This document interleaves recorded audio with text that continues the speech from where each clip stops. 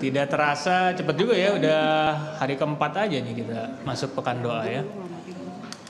Kita bersyukur hujan tadi juga udah reda ya, bisa reda dengan cepat juga. Tadi juga kita sempat ini juga ya, sempat deg-degan juga nih bakalan lanjut apa, so cukup gede juga hujannya. Bersyukur puji Tuhan kita dapat berkumpul kembali pada malam ini untuk sama-sama mengikuti pekan doa hari keempat. Sebelum mulai, mari kita awali dengan doa. Mari kita berdoa. Bapa kami dalam surga, terima kasih Tuhan untuk segala berkat anugerah-Mu. Kami bersyukur untuk kasih penyertaan Tuhan yang senantiasa kami rasakan dalam hidup kami. Sebentar lagi kami akan memulai ibadah kami. Dan pekan doa hari keempat ini Tuhan, kiranya Tuhan juga menolong segala sesuatu dapat berjalan dengan lancar dari awal sampai dengan akhirnya. Terima kasih Tuhan Yesus. Kami menyerahkan seluruh rangkaian acara kami pada malam ini ke dalam tangan Tuhan. Berkati setiap orang yang ambil bagian dalam pelayanan pada malam hari ini, juga setiap peralatan yang kami pakai biar dapat berjalan dengan lancar semuanya. Di dalam nama Tuhan Yesus kami berdoa. Amin. Amin. Ya, selamat malam sekali lagi Bapak Ibu Saudara sekalian. Malam. Shalom. Shalom. Ada sukacita malam ini? Amin. Ya. Ya, jadi malam ini kita kembali berkumpul bersama-sama untuk bersukacita bersama memuji Tuhan. Jadi nanti kita akan menyanyikan lagu Kumasuki Gerbangnya, lalu di medley dengan lagu Hari Ini Kurasa Bahagia. Kayaknya udah lama banget ya. Sejak pandemi kayaknya udah takut tuh, soalnya ada kata-kata berpegangan tangan. Ya. Tapi nggak apa-apa, saya pikir hari ini juga ya, sudah semakin membaik ya pandemi. Jadi di kata-kata lagunya nanti ada bergandengan tangan. Kalau ada keluarga yang datang bareng-bareng boleh ya bergandengan tangan bareng gitu ya. Kalaupun ada yang masih tidak nyaman ya boleh tepuk tangan juga boleh ya. Jadi silakan saja. Ya, mari kita mulai ibadah pagi ini. Pagi ini juga. Berasa ya groginya ya. Kalau onsite ya, kalau di Zoom kan ya pada nggak buka kamera juga kemarin kata Pendeta Grace ya. Mari kita bangkit berdiri, kita mau memuji Tuhan, memasuki gerbangnya di medley dengan Hari Ini Kurasa Bahagia.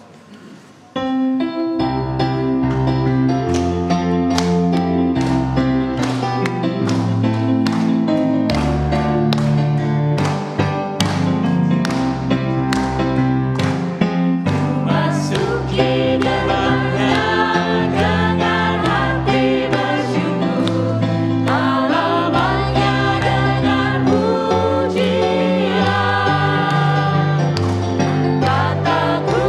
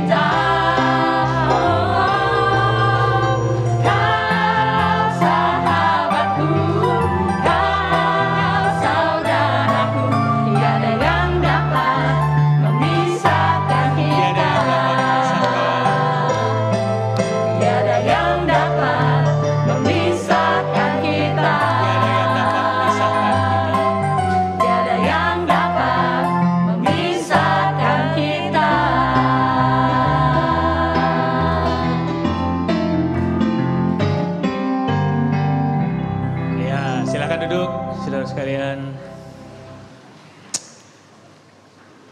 Bersyukur ya kita bisa bersuka cita bersama-sama, bisa nyanyi bersama-sama, bisa bareng-bareng kita bersama-sama di gereja lagi untuk hari yang keempat ini. Puji Tuhan, kita masih diberi kesempatan untuk bisa berada bersama-sama di sini. Bentar lagi kita akan masuk ke dalam firman Tuhan dengan tema hidup tapi mati yang akan dibawakan oleh Pendeta Nyoman. Sebelumnya kita akan menyanyikan lagu Seperti Rusa.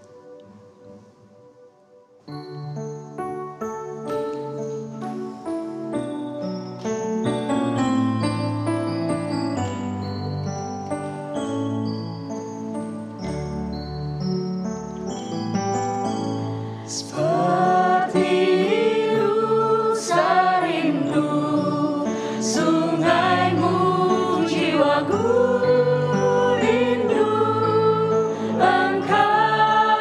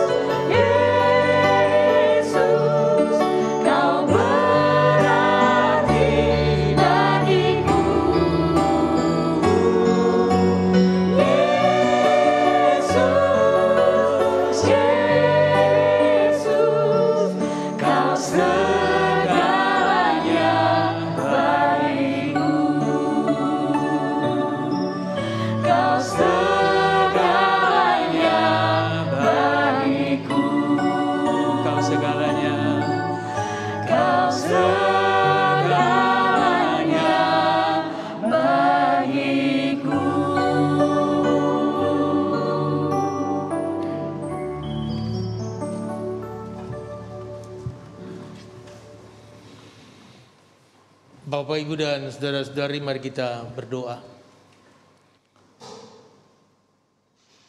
Kami datang dan bersyukur kepada Engkau ya Bapa, yang masih memberikan ataupun mengizinkan anak-anak-Mu jalan dalam dunia orang hidup, yang terus berusaha untuk menyenangkan Tuhan di setiap langkah dan berbagai warna-warni bahkan musim kehidupan kami. Malam hari ini di Pekan Doa di hari keempat, anak-anak-Mu hadir menaikkan suara pujian dan mau mendengarkan sabda firman-Mu. Engkau mengutus semua umat-Mu hadir di malam hari ini, dan hamba-Mu Engkau taruhkan di tengah-tengah mereka.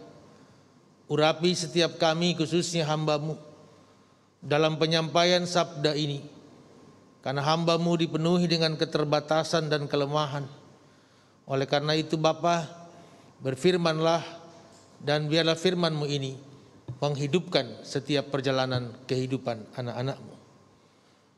Dalam nama Tuhan Yesus kami berdoa dan ucapkan syukur. Amin.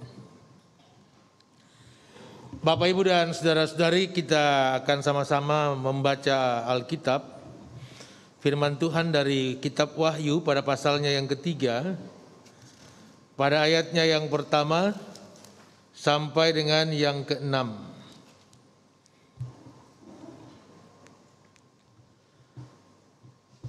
Wahyu pada pasalnya yang ketiga, ayat pertama sampai dengan yang keenam. Kepada jemaat di Sardis. Dan tuliskanlah kepada malaikat jemaat di Sardis, inilah firman Dia yang memiliki ketujuh roh Allah dan ketujuh bintang itu.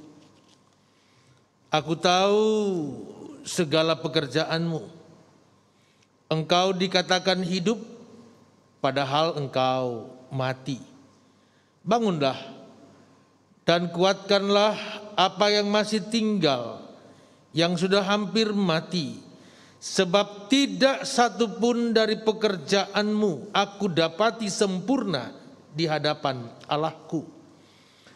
Karena itu ingatlah bagaimana engkau telah menerima dan mendengarkannya. Turutilah itu dan bertobatlah, karena jikalau engkau tidak berjaga-jaga, aku akan datang seperti pencuri, dan engkau tidak tahu pada waktu manakah aku tiba-tiba datang kepadamu. Tetapi di Sardis ada beberapa orang yang tidak mencemarkan pakaiannya. Mereka akan berjalan dengan aku dalam pakaian putih, karena mereka adalah layak untuk itu. Barang siapa menang, ia akan dikenakan pakaian putih yang demikian.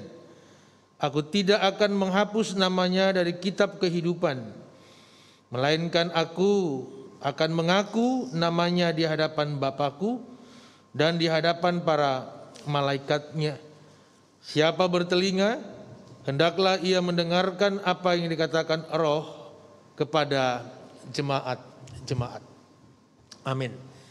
Baik saudara-saudara, umat Tuhan yang hadir di malam hari ini, semua kita yang datang, Shalom. Ya, hidup tapi mati. Ya. Bapak, Ibu, dan saudara-saudara, kalau kita bicara tentang kehidupan, maka semua kita pasti mempunyai harapan umur panjang.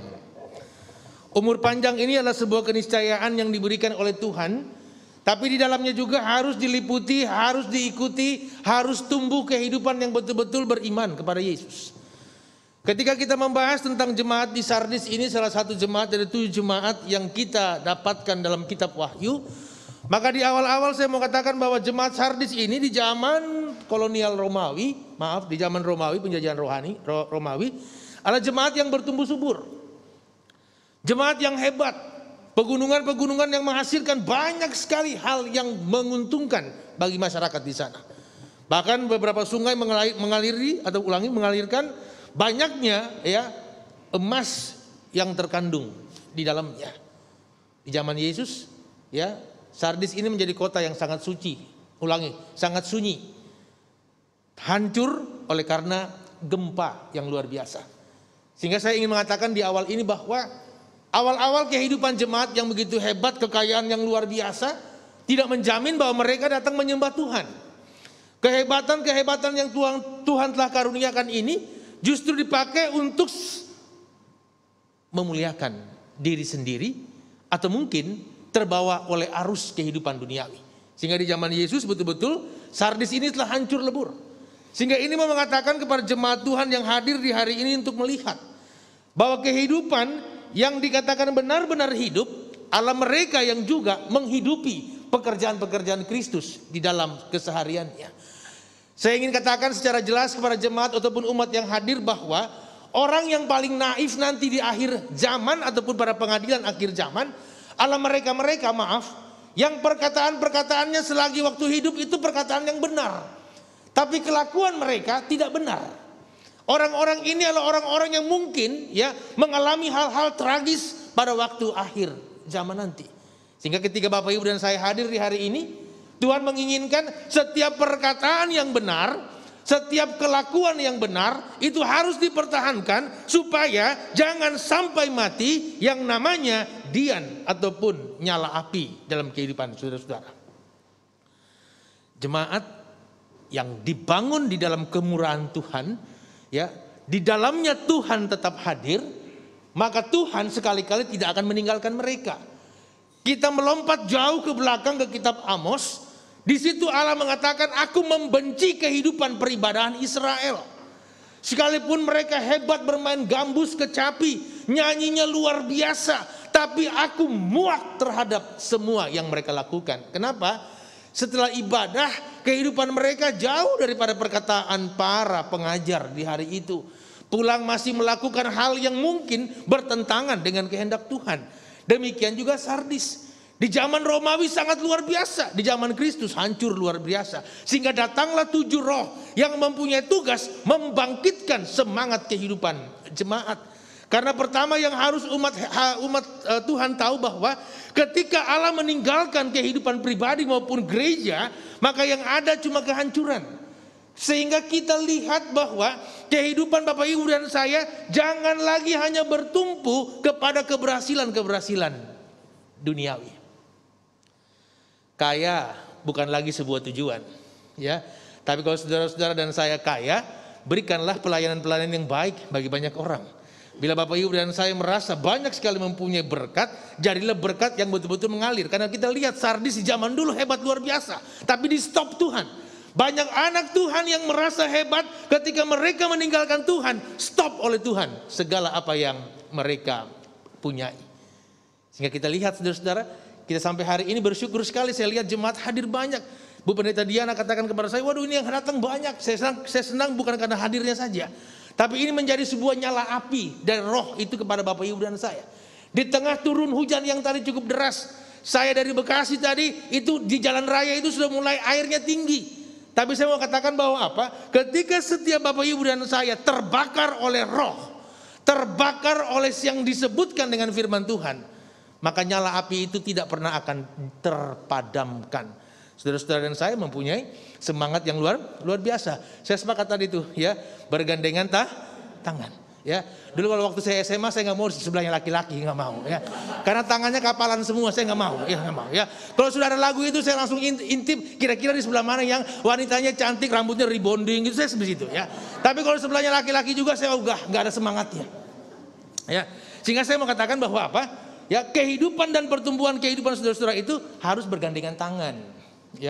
Harus ada di dalamnya itu adalah kebersamaan yang betul-betul muncul oleh karena apa? Karena Kristus mengingatkan kehidupan keselamatan Bapak Ibu dan saya itu bergantung juga kepada kehidupan komunitas persekutuan yang sangat-sangat besar ini. Jadi sudah tidak ada lagi pribadi yang mengandalkan diri sendiri. Nggak ada lagi pribadi yang mau menonjolkan diri bahwa dialah salah satu-satunya, dialah pribadi keluarga satu-satunya yang diberkati Tuhan. Dan kita lihat saudara-saudara, 7 roh yang dikatakan ini yaitu bahwa dia memberikan semangat sehingga sekalipun kumpulan orang di Sardis itu hampir semua meninggalkan Tuhan, masih ada beberapa orang yang tetap berpegang kepada firman Tuhan. Jadi ini yang jadi ajaran buat Bapak Ibu dan saya, ya. Jangan sampai ada Bapak Ibu dan saya merasa bahwa saya punya iman, saya punya kehidupan rohani spiritual yang sangat hebat. Tapi maaf, keluarga saya tidak sesuai dengan apa yang saya pikirkan. Ya, berantem aja di rumah. Ya, istri nangis hampir setiap hari. Ya, suami kejam luar biasa. Halo suami-suami, jangan keras sama istrimu, tapi lembut sama istri orang lain. Ya, jangan kasar sama istrimu, tapi lemah gemulai di depan istri orang. Itulah yang dibuat jemaat Sardis. Kelakuan hidup mereka jauh dari kehendak Tuhan. Ya, sudah mendapatkan kelimpahan berkat luar biasa, melakukan hal-hal yang menjadikan Allah murka terhadap mereka. Sehingga mari Bapak-bapak, khotbah didemonstrasikan buat saya dan saudara-saudara, supaya Bapak Ibu dan saya kembali dibakar oleh semangat 7 roh yang Yesus punya. Artinya apa? Halo Bapak-bapak, sayanglah istri, ya. Jangan sehari-hari dia nangis saja, ya. Uang belanja tolong dinaikkan sedikit lah, ya. Ya, tolong sedikit, ya. Karena istri kalau nangis dia akan bilang sama kita sebagai suami, "Pak, kita ini sedang membangun rumah tangga atau rumah duka," iya kan ya. Karena isinya cuma nangis doang. Ya. Saya hentarkan kalimat-kalimat ini untuk melihat bahwa ternyata pembangunan kehidupan rohani itu baik, tapi juga disertai dengan yang namanya keseimbangan kehidupan duniawi. Artinya Allah memberkati Bapak Ibu dan saya, Allah memberkati Sardis di era lalu, pra-Yesus, ya, di zaman Yesus kota Sardis begitu hancur luar biasa, tapi Yesus masih mau memberikan pertolongannya supaya Sardis di akhir zaman jangan sampai menjadi jemaat yang juga mendapatkan penghukuman. Dan ini disampaikan kepada semua kita. Mumpung masih ada waktu, ya. Mumpung masih ada kesempatan. Maka Bapak Ibu dan saya sudah tidak lagi menjadi pribadi yang berlomba-lomba hanya ingin kaya. Saya enggak melarang Bapak Ibu dan saya kaya. Tapi ketika Bapak Ibu dan saya kaya, seperti Yesus yang rela share, membagikan apa yang kita miliki. Itu baru namanya orang kaya. Ya, bukan hanya benda-bendanya saja yang dia punya, tapi hatinya juga dia punya. Ya, begitu mau kasih persembahan masih takut-takut memberikannya. Ini masih jadi orang yang keterbelakang dalam dunia rohani. Ya, begitu kantong persembahan mau diedarkan masih ada rapat pleno antara ini sama ini. Ya, terlalu lama akhirnya kantongnya lewat. Iya, ya. Nah inilah ciri-ciri jemaat yang tidak dibangun. Ya, saya mau katakan di dalam kitab Amos, saya selalu katakan kitab Amos ini yang saya mau angkat bahwa apa? Ketika Allah meninggalkan kehidupan Bapak Ibu dan saya, maka yang ada di dalam Amos teriakan wahai, wahai, wahai. Orang pintar menjadi bodoh, orang kaya menjadi miskin. Sehingga Bapak Ibu dan saya lihat karakter Kristus harus betul-betul tumbuh di dalam kehidupan Bapak Ibu dan saya. Ya, karakter Kristus adalah karakter di mana ketika dunia di sana sudah meninggalkan dia, kita tetap berjalan seperti beberapa orang di Sardis. Maka lentera, ya, dian ataupun obor di dalam kehidupan jemaat itu tidak dipadamkan. Masih ingat Sodom dan Gomora? Ya, berapa yang harus tinggal baru Tuhan nggak hukum? Dari berapa? Dari 50, akhirnya cuma 2 atau 3 orang. Makanya Sodom dan Gomora dihanguskan. Kita masih ingat jauh sebelum Sodom, Adam dan Hawa diingatkan Tuhan, ya, jangan kamu makan buah itu, nanti kamu akan. Saya tanya, waktu Adam dan Hawa makan mati nggak? Mati nggak? Tidak mati, tapi rohaninya mengalami kematian. Mereka mengalami hukuman Tuhan bukan karena buah itu, bukan karena makan buah itu, tapi karena melawan firman Tuhan, maka mereka dihukum. Makan buahnya biasa-biasa saja. Yang lebih membawa mereka kepada kecelakaan yaitu karena apa? Melawan firman Tuhan. Orang datang ke gereja mau dengar firman Tuhan. Jadi saya berharap jemaat yang dibangun di dalam gereja di zaman modern ini jangan lagi seperti jemaat di Sardis. Jangan lagi jemaat seperti di zaman Amos. Kebaktian hingar-bingar, nyanyi jingkrak-jingkrakan, ya kan ya? Pulang berantem. Ya. Naik mobil baru aja diserempet ataupun mungkin dikeber mobil orang lain, ya, tensinya sudah 200/80 stroke. Ya. Di 8-10 tahun yang lalu saya pernah melaksanakan olahraga bersama. Karena kami harus kumpul di satu tempat itu kurang lebih setengah 6 pagi. Dari rumah saya jam 5 udah berangkat. Kami berangkatlah ke depannya Cibubur Junction. Kalau saudara-saudara tahu itu depannya Cibubur Junction itu ada Taman Wilada 3 itu. Disitulah kita poolnya di situ. Dari rumah saya sudah sampai cukup pagi sampai depannya Mall Cibubur itu. Nah, situlah jalannya cukup lebar, ya. Sebelum berangkat, ya kita seperti orang, ya bagaimana anak Tuhan ya berdoa dan baca firman. Ada motor yang datang berlawanan arah. Kalau bahasa Balinya itu bilang verboden. Nggak boleh masuk. Tapi karena dia sudah masuk, saya lihat semakin detik semakin dekat ke mobil saya, otak saya bekerja. Motor kalau lawan mobil belum pernah motor menang, kalau tabrakan pastikah kalah. Ya, saya rem, dia juga rem. Saya buka kaca, maksud saya mungkin dia mau minta maaf gitu kan ya. Datang mendekat saya, tiba-tiba saya diludahi sama dia. Maklum itu ludah masih jam 5 lewat saudara-saudara. Ya, jadi enzim dan racun-racunnya masih banyak di situ. Ya, saya sebagai manusia normal itu pingin banget membalas orang yang meludah saya. Tapi saya ingat firman Tuhan dari Roma yang saya baca. Jangan membalas kejahatan dengan kejahatan. Saya tahan sekali itu ludah itu, ya, dan emosi saya. Karena salah satu universitas terkenal di Jepang itu Universitas Kokoro no Tomo itu, dia bilang kalau ludah terkena di kulit wajah itu tensi langsung tinggi saudara-saudara, ya. Jadi bukan karena sate ataupun gulai, bukan ya. Tapi biasanya kalau ludah kena di badan kita dari orang lain, ludah orang lain itu langsung tensi kita tinggi. Dan saya sabar. Saya naikkan kaca, lalu saya telepon istri saya nih, mantan pacar maksud saya. Beb. Pendeta boleh bilang beb kan ya? Ya Bu Pendeta kan boleh kan ya? Ya kalau nggak boleh beb ya say. Belum boleh juga ya sudah ma. Karena memang namanya Risma. Ya. Pagi-pagi saya sudah dapat berkat. Oh puji Tuhan, berkat apa itu? Ya. Papa diludahi orang. Waduh, kok bisa? Saya ceritakanlah kronologisnya, pengaduan kepada yang berwajib. Ya udahlah, papa nggak apa-apa sih, nggak balas apapun, nggak balas apa-apa. Karena itu adalah sebuah kehidupan kenyataan. Kalau saya balas masih gelap, orang nggak lihat.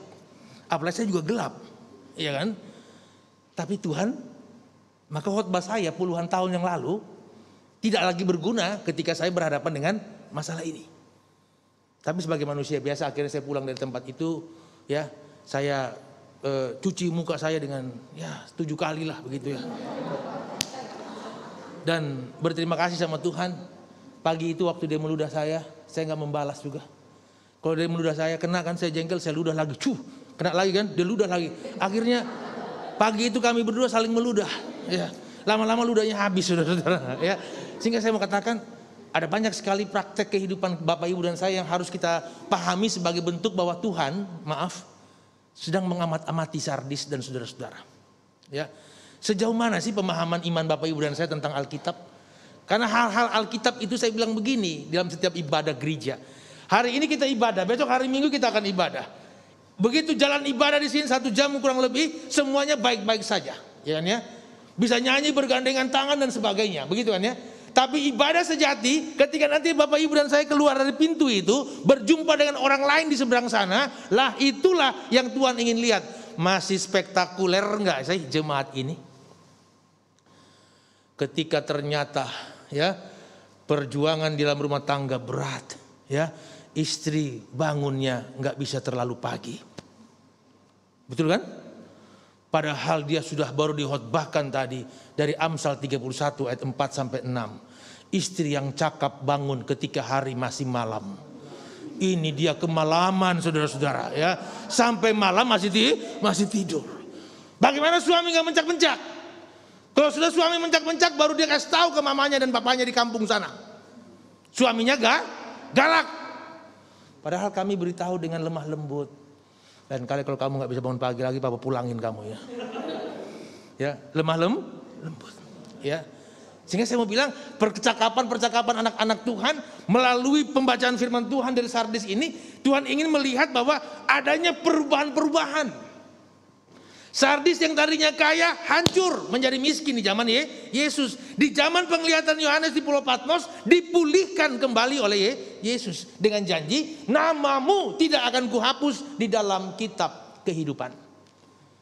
Jadi yang bertahan sampai akhir mereka yang menang. Bapak Ibu dan saya mau bertahan atau tidak itu pengaruhnya besar kepada generasi keluarga Bapak Ibu dan saya. Jangan menjadi pribadi-pribadi yang mudah sekali menyerah. Artinya apa? Di dalam kehidupan keselamatan itu memang Yesus bilang, bukan kamu yang memilih aku, tapi aku yang memilih. Tapi Bapak Ibu dan saya juga karena sudah dipilih harus mempunyai hidup yang seperti yang dikatakan sebagai umat pilihan. Rajin ke gereja. Rajin ke gereja, bisa nyanyi, rajin ikut kor, bisa khotbah kayak si Nyoman ini, gak jaminan bisa mendapatkan gelar orang kudus. Enggak jaminan. Ya, datang duduk diam dengar khotbah ngangguk-ngangguk entah ngantuk ataupun ngerti, ya. Itu enggak jaminan jadi orang-orang yang bisa mau katakan sebagai orang-orang saleh, enggak juga, ya. Karena saya mau bilang bahwa ya orang-orang saleh bukan hanya mereka yang datang ke gereja saja, tapi mereka yang mau melakukan firman. Gereja oke, baca firman sering, tampil paduan suara juga oke. Makanya nanti ya saya sampaikan nanti kepada Bapak Ketua, ya, Pak Pendeta, Bu Pendeta dan umat Tuhan yang hadir, paduan suara itu dihidupkan kembali lah, biar tangga-tangga ini penuh. Berdirinya orang-orang kudus, ya. Karena paduan suara itu banyak mengandung mujizat. Ya. Mujizatnya yaitu yang latihan intens itu cuma 10 orang. Begitu tampil 25 orang. Ya. Jadi maka yang 10 belajar mengampuni yang 15, ya. Yang 15 tidak latihan belajar juga rendah hati sama yang 10. 25-25-nya belajar bersyukur sama Tuhan, ya. Sudah diizinkannya nyanyi. Kadang-kadang saya lihat sendiri, Pak, Bu, ibu-ibu itu juga yang kadang-kadang menjadi ya apa namanya ya? Pencobaan. Sudah diri sini. Lagunya gampang jeng yang minggu lalu itu. Akhirnya ibu-ibu yang gak latihan juga nyanyi. Ya, begitu konduktornya angkat yang namanya mau nyanyi, banyak yang salah, wajahnya melotot begitu saudara-saudara. Ya, dia nggak sadar, yang dia pelototi pendeta di situ saudara-saudara. Jadi saya mau bilang kadang-kadang inilah ritme-ritme kehidupan jemaat yang perlu Bapak Ibu dan saya lihat. Saya menyinggung ini supaya semua kita berubah. Ya. Karakter kekristenan Bapak Ibu dan saya adalah karakter yang sama dengan orang-orang Sardis. Bahkan ada 7 jemaat yang Bapak Ibu dan saya bisa baca di dalam Alkitab ini. Tuhan ingin memulihkan. Ya, hidup tapi mati. Kelihatannya hidup tapi mati. Jadi orang-orang yang belum bisa mengaplikasikan firman Tuhan dengan benar, dia hidup tapi mati. Saya senang hari ini datang bukan karena makan bersama di pojok sebelah kiri sana. Tapi saya melihat ada 5 orang ibu, saya sudah hitung tadi. Saya sudah doakan, bukan pengumuman ya. Mereka sangat antusias membagikan makanan-makanan itu. Saya nggak tahu itu makanan mereka atau bukan. Ya, yang jelas bahwa kita dapat makan dan minum bersama. Ya itu mirip-mirip di kisah para rasul kan. Hidup jemaat mula. Nah, itu prakteknya begitu. Jadi kalau ketika Bapak Ibu dan saya dengar firman dihotbahkan oleh siapapun di sini, kita semua harusnya betul-betul mempunyai perubahan. Ya. Perubahan itu kita tampilkan dengan cepatnya kita mempunyai reaksi terhadap orang-orang yang mungkin hampir tidak selamat. Minggu lalu saya khotbah di sebuah gereja di daerah Rawamangun sana. Ya. Saya sampaikan di awal khotbah begini, Bapak-bapak, ibu-ibu, saudara-saudara, semua kita pasti pernah pergi ke kolam renang ya. Betul ya? Ketika saudara-saudara suami istri hadir di kolam renang, kadang-kadang kita enggan untuk berenang dengan ibu-ibu lah begitu kan ya. Kita berenang di tempat yang lain.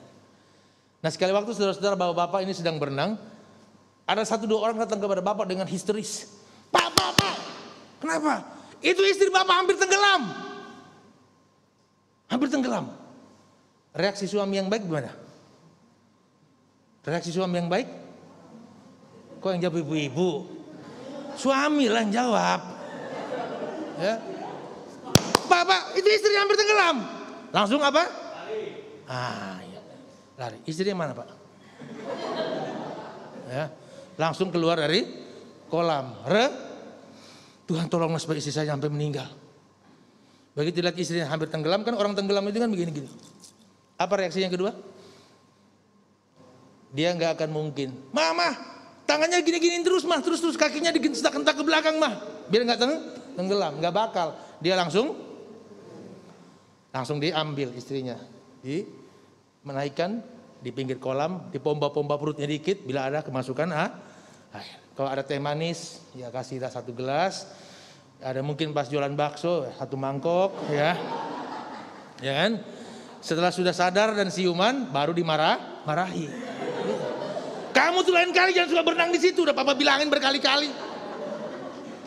Bandel aja kamu itu, untung nggak mati. Nah itu Yesus pun reaksinya begitu. Kita itu seperti itu, yang udah dibilang-bilangin, diajar-ajarin sama Yesus masih pada nggak mau denger, hampir tenggelam. Yesus tolong. Nah ini bagiannya Yesus sekarang ya, bukan marah-marahin, kasih ingat besok lusa jangan sampai tenggelam lagi gitu loh. Jemaat di Sardis itu begitu ya, bukan hanya jemaat di Sardis, tadi saya sudah bilang Israel pada umumnya seperti itu ya. Kalau datang ke gereja hingar-bingar ya, pujian lagu semua ingat dan hafal, tapi perbuatan baik lupa ya. Ke gereja belum ada 1 jam udah pada ngomel. Pendeta kalau boleh khotbahnya di korting, pendekin sedikit lah khotbahnya Pak Pendeta. Tapi kalau titip doa ke pendeta minta umur, ya kan? Coba tuh yang udah kejut-kejut itu, iya. Udah selang di mana-mana, ya. Tolong Pak Pendeta doakan supaya apa? Umur. Makanya kalau udah umur panjang seperti ini, maaf kan, jalan dari rumah, naik motor, naik mobil, baik-baik aja. Di mana lagi lupanya Tuhan sama kita untuk diberkati? Gak ada. Janjinya apa? Bahkan sampai di akhir zaman kelak, saudara-saudara dan saya, ya, namanya nggak dicoret dari kitab kehidupan. Ya dengar firman Pak, Bu. Baru 28 menit. Kan kontra dengan lagu yang lebih baik 1 hari. Di mana tuh? Di pelataranmu daripada di tempat lain memujimu, Kau Allah yang hidup dan menikmati semua kemurahan. Nah, kan? Allah yang hidup menikmati semua. Nah, kan itu hidup tapi hidup. Jangan sampai hidup tapi mati. Sehingga saya buru-buru untuk mengaminkan khotbah ini. Supaya firman ini walaupun mungkin disampaikan durasinya nggak terlalu panjang, tapi hidup saudara-saudara jauh lebih panjang, ya, supaya berguna. Jadi yang maaf bapak-bapak, ibu-ibu yang di rumah masih suka ngomel-ngomel, ya, hari-hari ini bertobatlah, ya, karena seruan inilah seruan pertobatan. Juga bapak-bapak, ya, istri, ya, kalau dari pagi capek begitu ya Bu Pendeta ya, nyapu-nyapu, apalagi rumah segede gereja ini kan, ya. Saya bingung mau mulai dari mana nyapunya. Makanya jangan marah-marahin Koster, kasihan juga dia, ya kan ya. Dia bingung mau mulai dari mana segini besarnya, ya. Ya. Saya mau tanya dulu bapak-bapak, ibu-ibu maaf ya Bu. Kalau nyapu-nyapu, ngepel, bersih-bersih rumah, lap-lap kaca gitu ya. Kalau kita punya bayi, ya bersih-bersih popok, tukar-tukar popok, bikin susu malam, pagi, siang, sore, itu sebenarnya tugas suami. Ibu-ibu setuju? Setuju? Bu Pendeta setuju? Ya, bapak-bapak maaf ya, memang nyapu-nyapu, bersih-bersih rumah itu semua itu tugas kita sebenarnya. Tugas istri itu cuma satu, yaitu nurut kata suami. Ya, istri cuma satu, yaitu nurut kata suami. Jadi kalau suami bilang mah ngepel. Udah nggak ada lagi yang lain, ya. Bukan gitu, maaf ya Pak ya.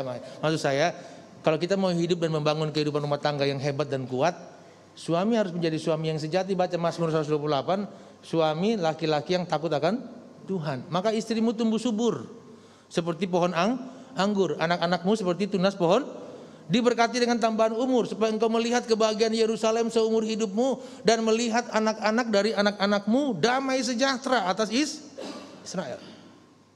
Ya, kalau saudara ingin sehat umur panjang, menurut saya obatnya itu di gereja. Obatnya di gereja. Hadir. Ini ada pembaharuan. Gak usah terlalu mikir bahwa nanti kalau kita ke gereja udah hujan, masuk angin, di dalam gereja AC dingin lagi. Aduh, itu ada jahe di luar. Ya, makanya tadi sebelum masuk minum. Siapa tadi nggak minum? Salah sendiri nggak mau minum. Ya, ya. Sudah disiapkan Tuhan hidangan-hidangan hidup, nggak mau diambil, ya kan nih? Ambil. Jadi orang tuh jangan suka protes saja. Itu khotbahnya nggak enak. Emangnya ini makanan, ya? Ya. Kornya biasa-biasa aja. Coba-coba sekali-sekali ibu nyanyi di sini lah, ya kan ya? Baru sampai sini aja udah lupa bait pertama. Ya. Semakin berdiri, bait kedua pun nggak ingat lagi. Akhirnya permisi dari bawah ke sana, ya. Maksud saya, jadilah orang-orang Kristen yang jangan suka menilai orang lain. Kita lihat jemaat Tuhan, hanya Yesus yang mampu menilai. Ya, sehingga diberikan hidup. Makanya hidup yang Tuhan berikan ini harus betul-betul hidup, jangan mati. Ya, hidup yang betul-betul menghidupi kehidupan Bapak Ibu dan saya. Sehingga jangan pernah ada Bapak Ibu dan saya berpikir bahwa saya ini tidak terlalu berguna dalam gereja dan rumah tangga. Enggak, saya dan saudara-saudara tidak berguna. Mari berpikir setengah 1 menit ini. Saya adalah pribadi, bukan lagi orang yang suka mengejar tentang hal-hal duniawi. Tapi persiapkan. Karena di kata-kata saya yang terakhir di semua gereja yang saya khotbah, cuma saya ingatkan jemaat Tuhan dan diri saya. Kita ini mau jalan panjang di dunia ini ataupun pendek pasti mati.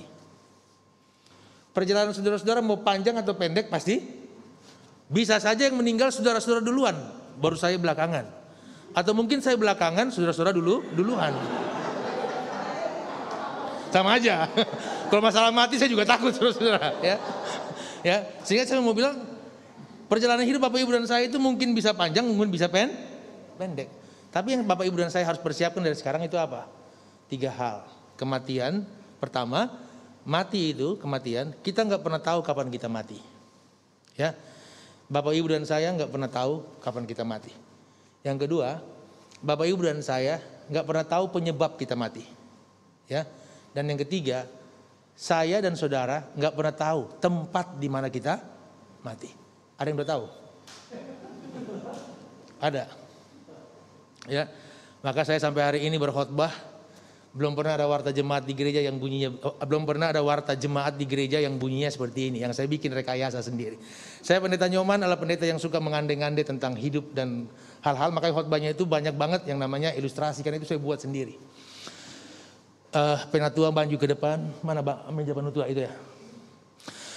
Mohon perhatian saudara-saudara, sebelum kita masuk dalam ibadah, saya akan membacakan beberapa warta jemaat penting secara lisan. Pertama, saya akan membacakan daftar nama-nama orang yang akan meninggal minggu depan. Sudah ada warta jemaat di sini, begitu? Yang modifikasinya luar biasa, tahu tentang hari kematian orang, ada? Nggak ada yang tahu. Sampai kalau warta jemaat itu dibacakan dan nama saya tertulis di dalamnya, ngeri saudara-saudara. Saya takut sekali. Tapi ternyata enggak.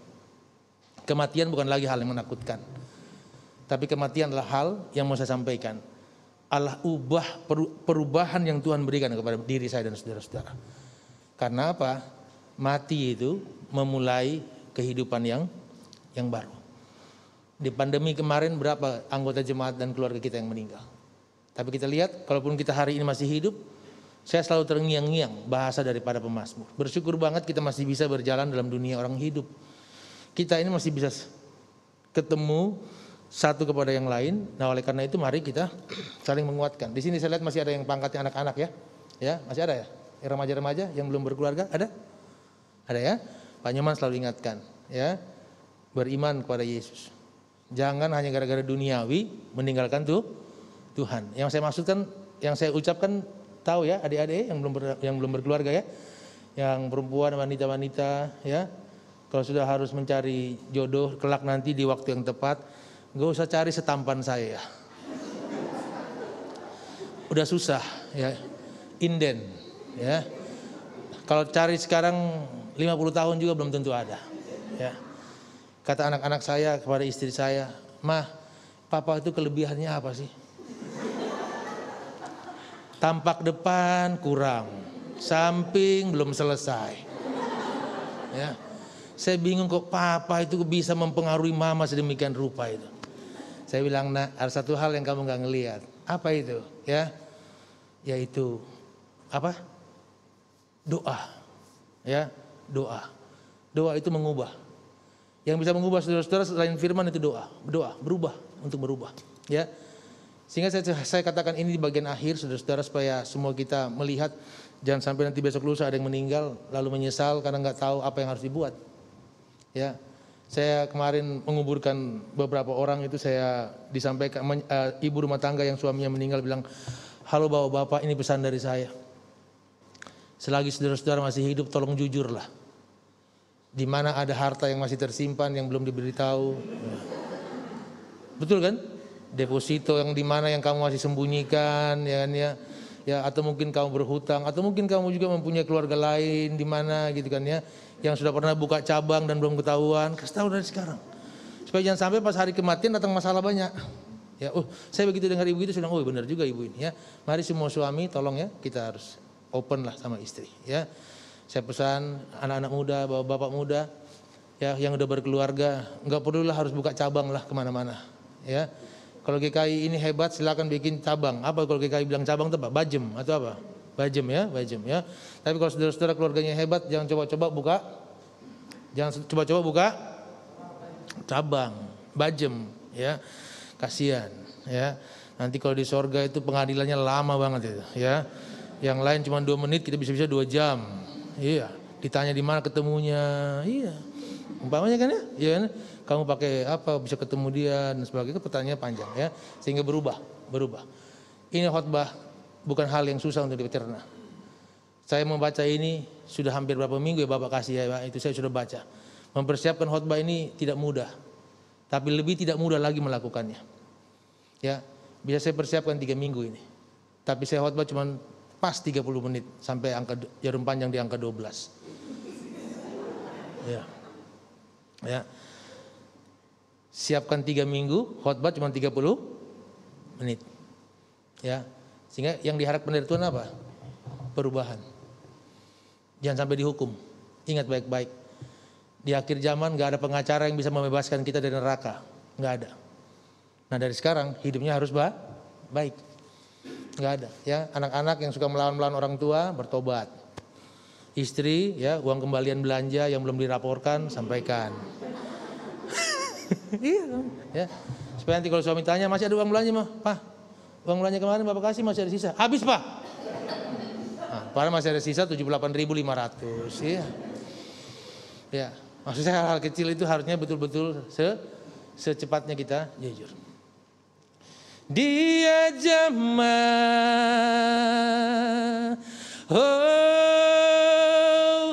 dia jamaah. Dan beri damai di hatiku. Semua telah berubah dan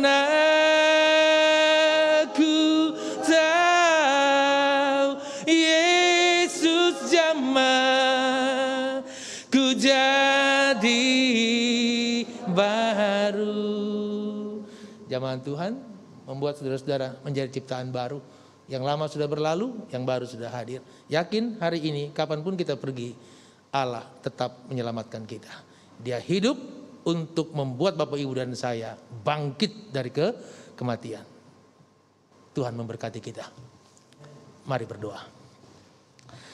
Bapa, firman yang hamba-Mu sampaikan telah selesai bukan karena waktu. Tapi memang itulah cara Tuhan mengingatkan kami. Kecil sedikit, kecil besar, sedikit ataupun banyak. Pasti firman ini mengingatkan kami untuk boleh kembali bergairah, tidak padam sumbu ataupun api di sumbu kami. Sardis menjadi kota yang luar biasa diberkati dengan kekayaan pegunungan, hewan dan segala macam yang boleh Tuhan berkati. Tapi akhirnya hancur oleh karena mereka meninggalkan Tuhan. Bahkan di zaman Yesus, kota ini sudah hancur porak-poranda. Allah menghadirkan firman-Mu dan 7 kuasa dari Roh untuk menghidupkan jemaat-jemaat Tuhan di akhir zaman. Dan kami pun termasuk dari semua yang Tuhan inginkan, dan sabda-Mu tidak pernah berhenti sampai kapanpun. Biarlah firman-Mu tetap berkuasa atas hidup kami, dan kami berubah oleh karena kemurahan Tuhan. Terima kasih untuk hadir Bapa dalam hidup kami. Terima kasih untuk firman-Mu. Dalam nama Yesus kami berdoa. Amin.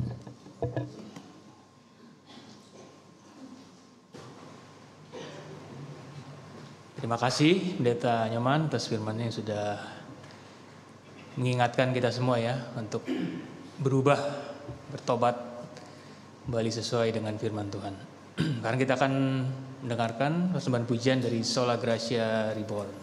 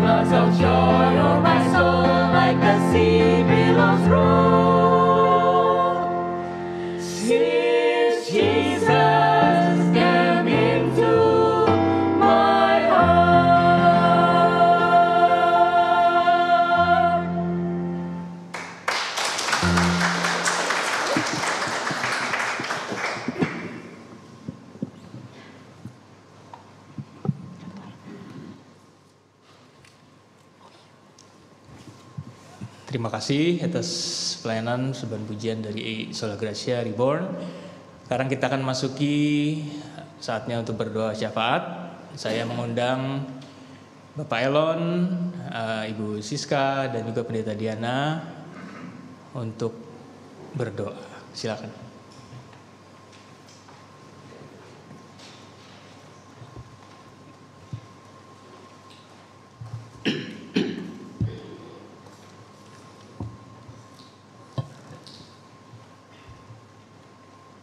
Pada malam hari ini kita akan masuk di dalam doa syafaat yang sudah disiapkan oleh panitia.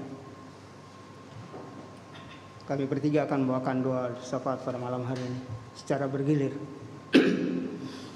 Mari kita berdoa. Maha besar Tuhan Allah Bapa kami yang ada di dalam surga, pada malam hari ini kami datang kepadamu. Kami bersyukur dan berterima kasih atas penyertaan Tuhan pada malam hari ini. Bapa di surga, kami bersyukur kalau kami masih boleh beribadah di tempat ini. Bahkan mungkin saudara-saudara kami yang lain yang ada di tempat yang lain juga mereka beribadah. Dan khususnya kami berdoa untuk bangsa dan negara kami. Engkau tahu Tuhan, akhir-akhir ini kehidupan berbangsa dan bernegara kami sering diganggu oleh sekelompok orang. Tapi kami yakin bahwa Engkau selalu menyertai dengan kami. Oleh sebab itu, kami mohon kepada pemerintahan kami, baik mereka yang duduk di pemerintahan pusat sampai dengan ke daerah-daerah.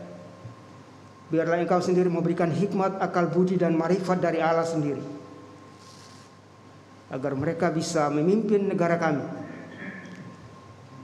memberikan teladan yang baik untuk bangsa dan negara kami. Khususnya kami berdoa untuk Presiden dan Wakil Presiden serta para menteri negara kami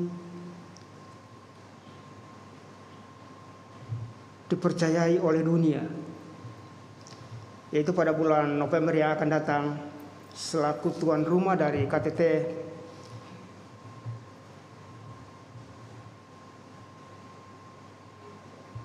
G20. Oleh sebab itu kami mohon Engkau memberikan hikmat pada mereka yang terlibat di dalamnya, agar pelaksanaan KTT ini boleh berjalan dengan baik. Juga kami berdoa pada malam hari ini khusus untuk pemilihan kepala daerah di waktu yang akan datang sampai dengan pemilihan presiden atau pileg dan pilkada di tahun 2024. Tuhan, Engkau sendiri siapkan mereka. Bagi anak-anak Tuhan yang mereka lakukan itu, biarlah yang terbaik untuk bangsa dan negara kami. Dan bagi mereka yang terpilih pun sesuai dengan kehendak Engkau. Bapa di surga, dengar doa kami. Karena hanya di dalam nama Yesus kami alaskan doa ini. Amin.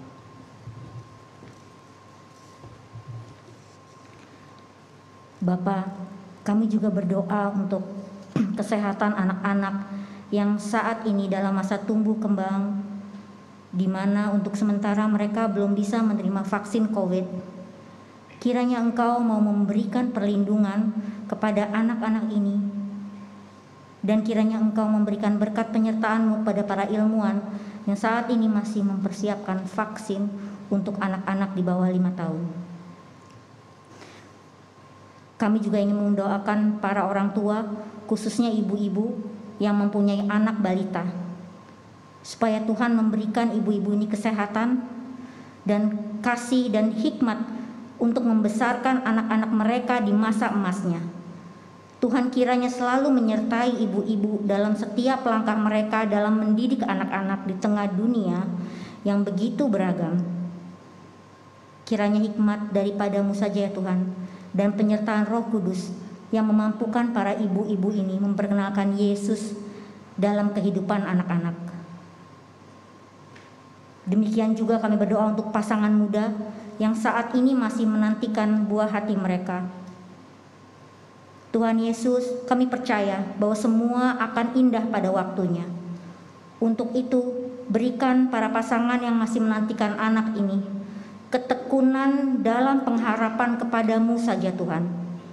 Berikan mereka anugerah keteguhan hati untuk selalu memandang kepada Engkau ya Bapa, sehingga mereka bisa selalu positif dalam masa penantiannya. Dalam nama Tuhan Yesus kami naikkan doa dan pengharapan kami ini. Bapa di surga, dalam rangkaian doa kami juga bersyukur pada saat ini untuk para pelayan musik, khususnya juga kami mau berdoa untuk pemandu, pianis, organis, ataupun juga pemain alat musik lainnya. Dan kami juga mau berdoa buat anggota paduan suara, baik yang tadi baru kami dengar Sola Gracia Reborn, ataupun juga setiap paduan suara yang lain. Kami mau berdoa dan menyerahkan juga untuk paduan suara Angel Audi, Priscilla, Gloria, paduan suara Anugrah, maupun juga paduan suara Opa Oma, paduan suara Sion. Dan kami percaya Tuhan Kau juga menyertai kelompok musik, baik itu Hobos ataupun juga beberapa kelompok musik yang lain. Kami percaya Tuhan Kau juga menyertai dalam setiap vokal grup ataupun juga kelompok-kelompok paduan suara ini. Ketika kami boleh melayani lewat puji-pujian, maka kami juga boleh melayani Engkau dalam kehidupan kami sehari-hari. Di tengah kenyataan hidup kami, di tengah keluarga, di tengah lingkungan sekitar, pekerjaan kami, dan dimanapun. Kami berdoa buat setiap pergumulan-pergumulan dari keluarga-keluarga. Kami mau berdoa ya Tuhan buat baik itu pemandu, pemusik, ataupun anggota paduan suara dalam pergumulan hidup di tengah keluarga mereka. Ketika ada anggota keluarga yang sakit, ketika juga ada pergumulan-pergumulan lain, Tuhan kami mau berdoa buat mereka. Dan hari ini secara khusus kami ingat juga buat Ibu Airin, mama mertua dari rekan kami Hendrik. Kami mau berdoa ya Tuhan, Engkau juga memulihkan kondisi kesehatannya. Kalau ia terkena stroke, dan Kau juga menolong untuk ia boleh mengalami pemulihan, perawatan yang baik. Dan kami percaya Tuhan, Engkau juga berkuasa untuk membuat ia boleh kembali sehat. Berkati Meriska, Hendrik, berkati setiap pergumulan keluarga, supaya mereka juga boleh terus ada dalam topangan tangan kasih Tuhan. Kami juga mau ingat buat anak Gwen, Tuhan juga berkati dalam pemulihan kesehatannya. Anak dari Hein dan Abel, Bapak kami memohon Kau juga menolong kondisi Gwen. Kami percaya dan menyerahkan kondisi Gwen dalam tangan Tuhan. Kau juga terus memulihkan Gwen, dan kami percaya Tuhan Kau juga menolong Abel maupun Hein. Masih banyak mungkin pergumulan-pergumulan dari setiap keluarga, teman-teman sepelayanan kami sebagai paduan suara ataupun pemandu dan pemusik. Tuhan, Engkau yang melihat, Engkau yang mengetahui. Karena itu ya Tuhan, kami mau belajar berserah dan kami percaya Tuhan ada bersama kami di tengah-tengah segala pergumulan itu. Tuhan terus menopang dan menguatkan kami. Hari ini kami juga mengucap syukur untuk Pendeta Nyoman, berkati ia bersama keluarga, anak-anak, istri, berkati juga dalam pelayanannya di tengah masyarakat luas maupun juga di Angkatan Laut khususnya. Kami berdoa juga Engkau yang menyertai dalam segala hal, supaya apa yang ia nyatakan sebagai kebenaran firman Tuhan boleh sungguh juga memuliakan Engkau dan menyatakan kebaikan, membawa setiap orang kepada keselamatan di dalam kasih setia Tuhan. Terima kasih ya Tuhan, kami berdoa dan menyerahkan seluruh syafaat kami di dalam nama Tuhan kami Yesus Kristus, sumber pengharapan kami. Amin.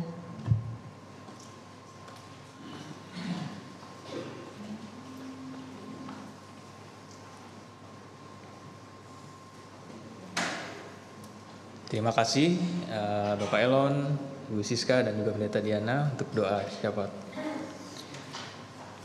Mari saudara-saudara, kita akan mengakhiri ibadah kita pada malam hari ini. Kita akan bernyanyi Setia-setialah dengan di medley Saya Mengikut Yesus. Mari kita bersama bangkit berdiri.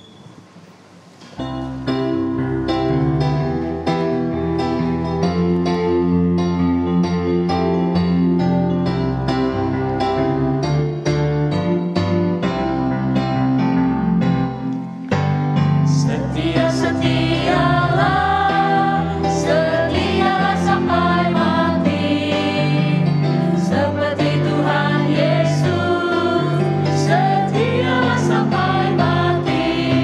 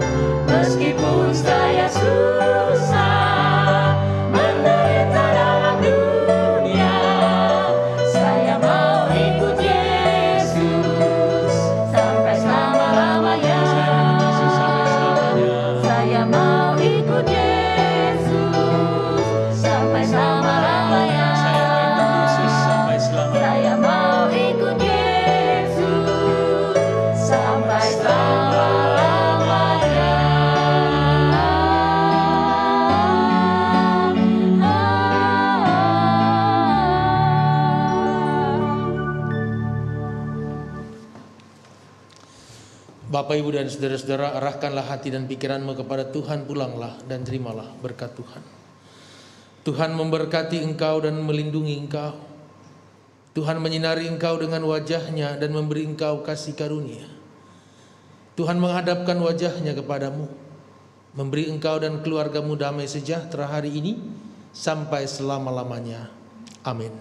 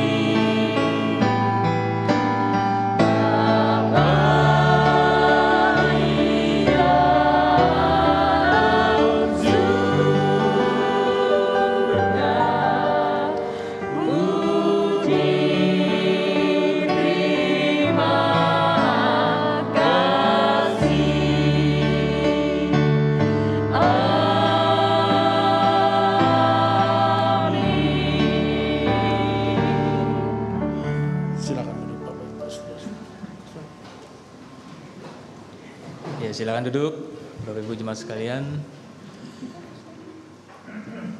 Ibadah kita sudah selesai. Terima kasih atas kedatangan Bapak Ibu Saudara sekalian. Jangan lupa masih ada berapa hari lagi? 2 hari lagi ya. Hari kelima dan hari ke-6, Jumat dan Sabtu terakhir ya. Ya bersyukur Bapak Ibu yang masih setia dari hari pertama. Ada yang dari hari pertama sudah datang? Wah, puji Tuhan ya. Terima kasih sudah datang dari hari pertama sampai dengan hari ini, masih ada 2 hari lagi. Kiranya Tuhan Yesus memberkati Bapak Ibu. Selamat malam.